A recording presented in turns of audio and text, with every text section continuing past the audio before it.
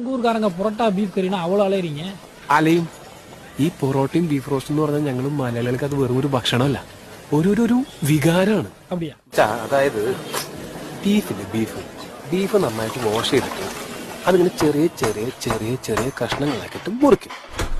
എന്നിട്ട് അതിൽ ഇച്ചിരി ഉപ്പ്, ഇച്ചിരി മുളക് പൊടി, ഇച്ചിരി മഞ്ഞൾപ്പൊടി, കുറച്ച് പെപ്പർ ഇതൊക്കെ ഇട്ടിട്ട് നന്നായിട്ട് ഇങ്ങനെ മിക്സ് ചെയ്യും. ഈ മിക്സ് ചെയ്തിട്ട് അതിങ്ങനെ വേവിക്കും. ഇതിങ്ങനെ വെന്ത് വരുമ്പോൾ കുറച്ച് മല്ലിപ്പൊടി ഇട്ടിട്ട് ഈ വഴറ്റി വെച്ചിരിക്കുന്ന വെളുത്തുള്ളി ഇടും. എന്നിട്ട് കുറച്ച് മസാല ഇട്ടിട്ട് കുറച്ച് വെളിച്ചെണ്ണ അതിൻ്റെ മുകളിൽ താളിച്ചിട്ട് മൂടി വയ്ക്കും. കുറച്ച് കഴിയുമ്പോൾ അതിനൊരു മണം വരും.